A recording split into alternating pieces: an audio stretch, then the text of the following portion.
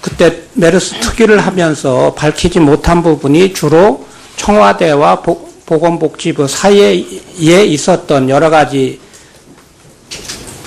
그 상호작용 내지는 서로 간의 그 교류 이런 부분이었습니다. 그래서 이 정기 국감의 하루를 메르스 문제에 특별 배정했다고 해서 상당한 기대를 가지고 있었고 제가 가졌던 기대의 거의 전부는 최원영 전 수석의 출석에 걸린 것이었습니다.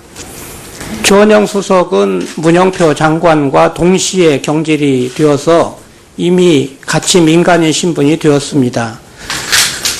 정부 내에 있지 않고 이제 민간인 신분이 되었기 때문에 최원영 수석과 문영표 장관을 동시에 출석시키고 두 분에게 대질하는 그 질문을 하면 새로운 부분을 상당히 밝혀낼 수 있을 것으로 기대를 했습니다. 그러나 지금 여당에서 최원영 수석의 증인 채택을 할 수가 없다고 했기 때문에 이런 기대는 이제 접어야 되지 않을까 그렇게 생각을 합니다. 그런데 이거는 국정감사에 임하는 정부의 태도는 아닌 것 같습니다.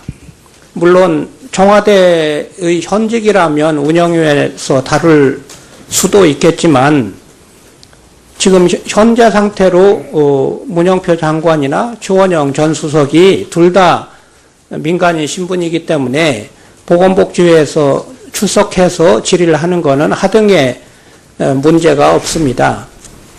숨길 것이 없으면 또 나오지 않겠다고 또는 증인 채택을 하지 않겠다고 할 이유도 없는 것입니다.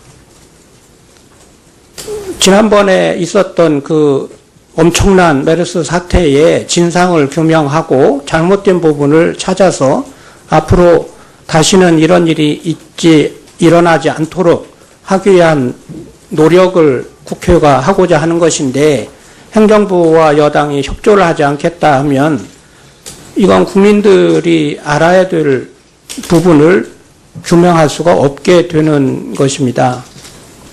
저는 이번 최원영 수석의 증인 채택 무산 그리고 문영표 장관의 불출석 이 문제를 매우 심각하게 생각을 하고 그리고 오늘 국감은 더 이상 진행할 아무런 실익이 없다 그렇게 생각을 합니다. 앞으로 다시는 이런 일이 벌어지지 않기를 바라고 또 우리 보건복지위원회의 그 전통에도 지금 김성주 간사님께서 말씀을 하셨지만 그 상당히 오점을 찍는 하루가 아니었나 그렇게 생각을 합니다. 또 있을 것으로 기대를 했습니다.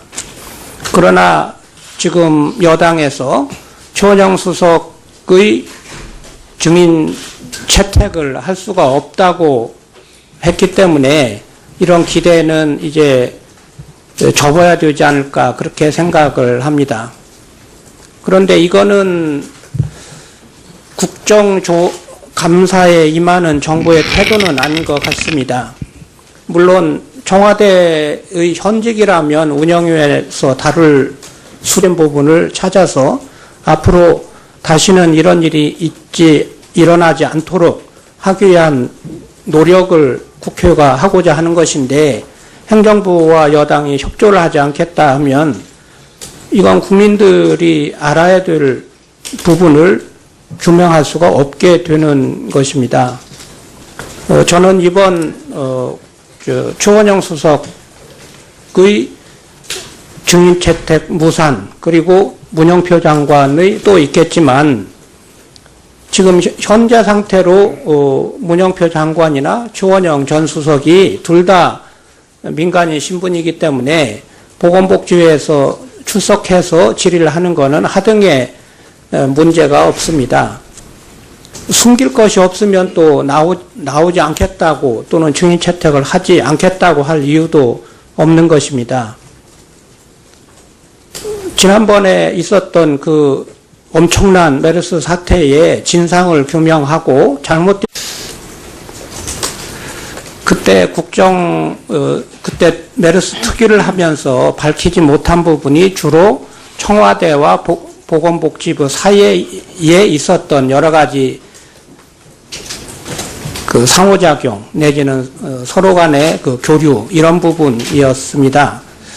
그래서 이 정기 국감의 하루를 메르스 문제 특별 배정했다고 해서 상당한 기대를 가지고 있었고 제가 가졌던 기대의 거의 전부는 주원영 전 수석의 출석에 걸린 것이었습니다.